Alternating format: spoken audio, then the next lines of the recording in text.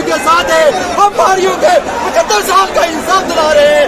आज हमारा न्यारा भी इंसान हक उनके सामने बुलंद हुआ है।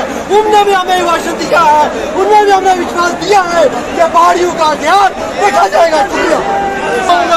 आज पहाड़ी गुज्जर और बकरवाल जो एक कतार में खड़े कर दिए हैं, नरेंद्र मोदी ने एक साथ दिया है। और आपने जो बोला है किसी का कोई नुकसान नहीं हुआ, उन्होंने कहा 1% भी नुकसान हम कुछ एसटी में गुज्जरों का और बकरवालों का नहीं करेंगे, तीनों का यकसा करेंगे और तीनों को बराबर का अधिकार देंगे, उस चीज देंगे। माता की भारत माता की वंदे वंदे वंदे।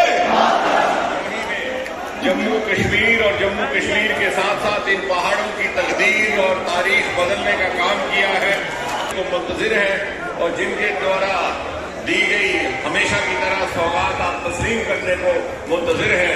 मुझे आपका जोश और वलवला देखकर एहसास होता है हमें कोई हक नहीं हम आप और उनके बीच में खड़े हों। मैं पूरी अकीदत और विनम्रता के साथ अपनी बात खत्म करता हुआ उनसे गुजारिश करता हूं कि वो आपके साथ रूबरू।